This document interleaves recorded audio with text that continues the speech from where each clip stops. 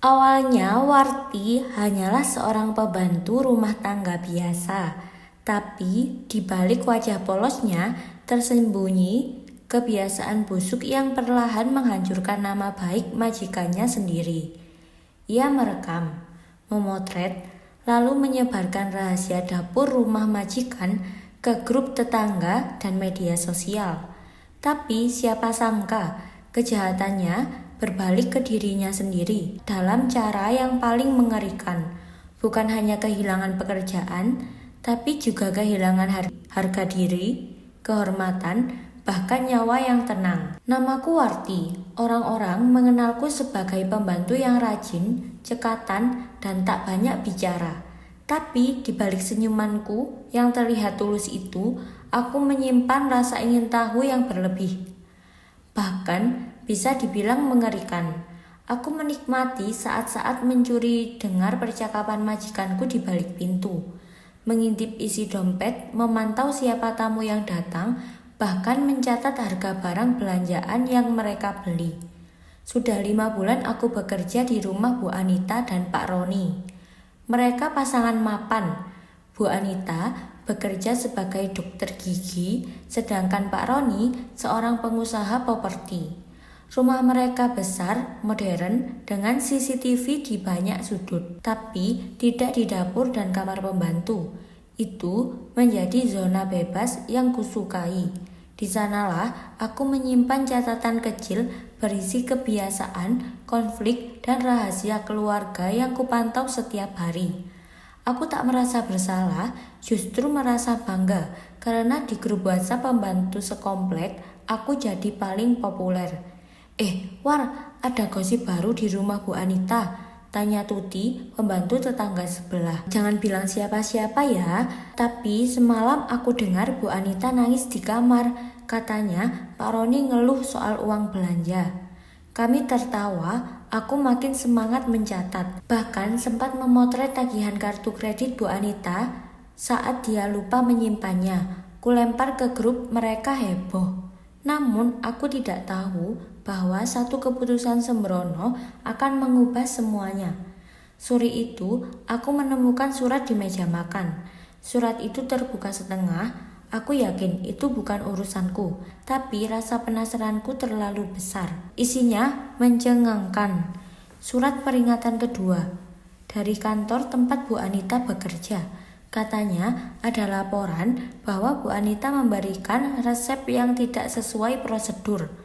Aku refleks memotret surat itu. Kukirim ke grup, tak lama kemudian aku dapat pesan dari seseorang yang tak kukenal. Kak, bisa kasih info lebih lengkap tentang masalah Bu Anita? Saya wartawan lokal. Ku jawab, boleh, asal jangan sebut nama saya.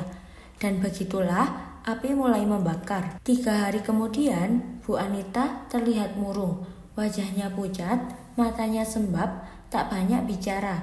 Di televisi lokal muncul berita. Seorang dokter gigi terkemuka diduga melakukan pelanggaran etik. Aku menonton dari dapur, nyaris tak percaya. Berita itu bisa muncul karena aku. Tapi anehnya, aku malah bangga. Aku merasa punya kendali, aku merasa berkuasa. Namun aku lupa, majikanku bukan orang sembarangan. Suatu malam aku dipanggil Pak Roni ke ruang tengah. Di sana ada laptop terbuka menampilkan log CCTV. Aku tahu kamu sering masuk kamar kerja kami tanpa izin, Warti. Dan lebih parahnya, semua info pribadi kami tersebar di grup orang luar. Jantungku berhenti sejenak. Aku ingin menyangkal, tapi wajah Bu Anita sudah cukup menunjukkan betapa hancurnya dia. Matanya merah, bibirnya bergetar, tapi tidak satu kata pun keluar dari mulutnya. Pak Roni hanya berkata, kamu keluar dari rumah ini sekarang juga, bawa semua barangmu, jangan pernah kembali. Aku pergi malam itu juga, tanpa pamit, tak diberi pesangon, bahkan uang gaji bulan ini digugurkan. Keluar dari rumah majikan malam itu seperti dilempar dari surga ke jurang. Aku tak punya tempat tinggal, uang tinggal sedikit, Beberapa teman sesama pembantu yang dulu mengagumiku kini menjauh setelah tahu aku penyebab berita itu viral. Bahkan grup WhatsApp pun mengusirku. Aku diblok oleh banyak orang. Aku mencoba mencari kerja baru, tapi reputasi buruk menyebar lebih cepat dari doa. Setiap kali wawancara, pertanyaan mereka selalu mengarah ke satu hal. Kamu bukan Warti yang dari rumah Bu Anita kan? Mereka mengenalku. Lama-lama aku terpaksa bekerja kasar di pasar.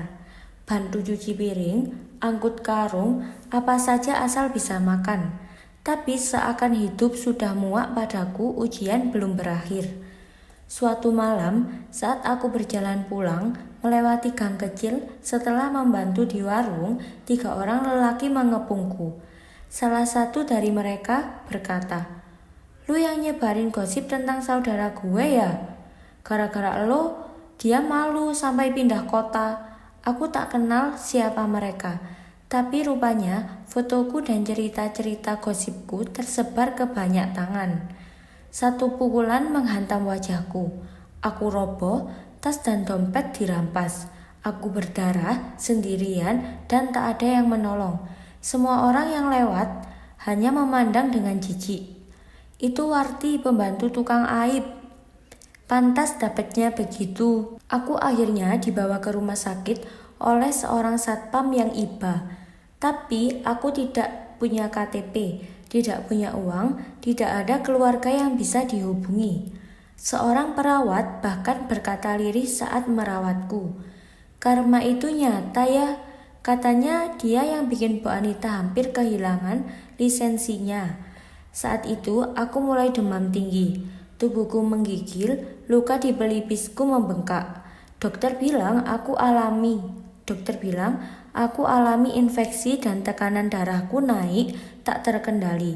Aku tak bisa bicara, tubuhku panas, tapi hati dan pikiranku jauh lebih membara.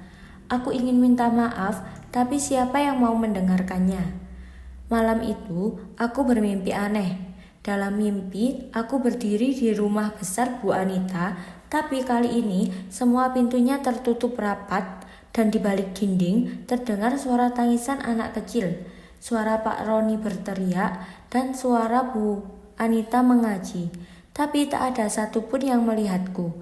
Aku mengetuk pintu, tak ada yang membuka. Ketika aku menoleh ke belakang, rumah itu lenyap. Aku berdiri di kubangan air hitam, tanganku terikat, dan dari langit suara terdengar. Mulut yang menyakiti akan dibungkam oleh perbuatannya sendiri. Aku terbangun dengan nafas terengah, tapi tanganku benar-benar kaku. Aku tak bisa menggerakkannya. Lidahku keluh, aku hanya bisa menitikkan air mata. Hari-hari di rumah sakit menjadi sunyi. Aku tak bisa bicara, tak bisa memanggil suster, hanya bisa menulis perlahan dengan tangan yang mulai gemetar. Tapi bahkan tulisan tanganku pun tak terbaca. Orang-orang datang dan pergi di ranjang sebelah, tapi aku seperti ditinggalkan dunia. Tak ada satupun dari masa laluku yang datang menjenguk. Bahkan teman-teman gosipku pun lenyap tanpa jejak. Suster hanya mengganti infus dan mengelap wajahku. Tanpa kata-kata ramah, kadang dia berbisik lirih. Kau tahu rasanya disebarkan aibnya. Ibuku juga pernah jadi korban hoaks. Semoga kau mengerti sekarang. Aku hanya bisa menangis, dan bahkan tangisku pun tak bersuara. Suatu malam, seorang wanita tua datang ke bangsalku. Aku tak mengenalnya. Dia mengenakan kerudung putih bersih, membawa sekotak makanan kecil. "Namamu Warti ya?" Aku mengangguk lemah. "Ya, aku ibunya Bu Anita. Anak perempuanku hampir kehilangan karir karena gosipmu. Tapi kami bukan orang yang menanam dendam. Kami justru ingin kau sembuh agar bisa berobat." Dia membacakan doa panjang di sampingku. Aku menintikkan air mata, bukan karena takut, tapi karena malu. Untuk pertama kalinya dalam hidupku, aku melihat kebaikan dari orang yang pernah kuaniaya.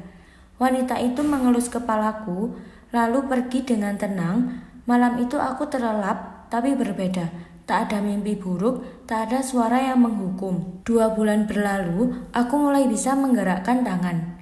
Lidahku pelan-pelan bisa bersuara walau tak jelas. Tapi waktu tak bisa diputar. Tak ada lagi keluarga yang bisa kuandalkan, tak ada rumah untuk kutuju. Aku hidup dari belas kasih yayasan yang menerima pasien terlantar. Aku kini banyak diam. Aku takut pada mulutku sendiri. Setiap hari kuisi dengan zikir. Kuucapkan doa pelan-pelan, mohon ampun kepada Tuhan dan semua orang yang pernah kulukai. Tapi yang paling sering kuucap hanyalah, maafkan aku Bu Anita. Beberapa tahun kemudian, seorang relawan datang mengajakku membuat video edukasi. Katanya, banyak orang harus belajar dari kisahku. Dalam video itu, aku bicara lirih. Aku bukan siapa-siapa, tapi dulu aku merasa seperti ratu gosip. Mulutku jadi senjata, tapi juga bumerang. Dan sekarang semua yang kuucapkan adalah penyesalan. Video itu viral, banyak yang menangis, banyak yang menulis komentar. Ini pelajaran besar, jangan pernah menyebar aib orang lain, apalagi majikan yang sudah baik. Dan sejak saat itu, aku tak ingin dikenal sebagai Warti si penyebar gosip, tapi Warti yang belajar dari dosanya.